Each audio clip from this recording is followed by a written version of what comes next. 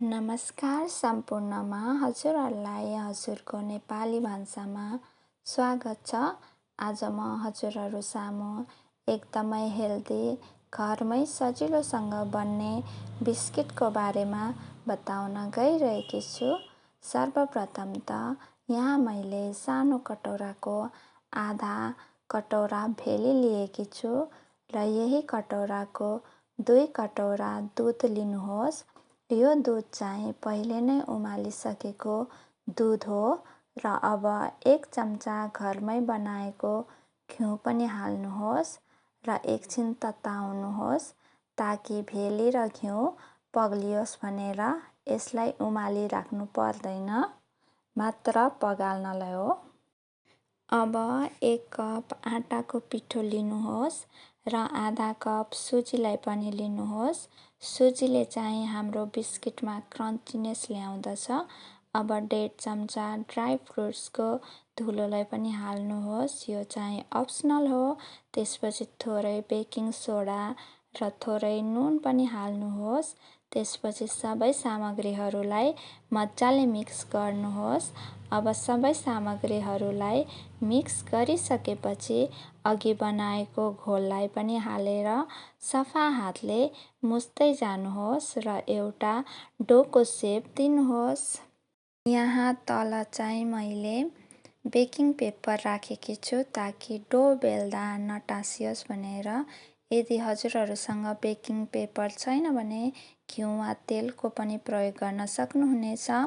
अब यो डोलाई चाहिँ गोलो बनाएर बिस्तारै बेलनाले बेल्नुहोस् र एउटा सानो कटौराको सहायताले गोलो आकारमा काट्नुहोस् र अरू अननेसेसरी भागलाई हटाउनुहोस् र उक्त बिस्किट लाई काँटा चम्चाको सहायताले खोप्नुहोस् ताकि बिस्किट फुल्न नपाओस् भनेर।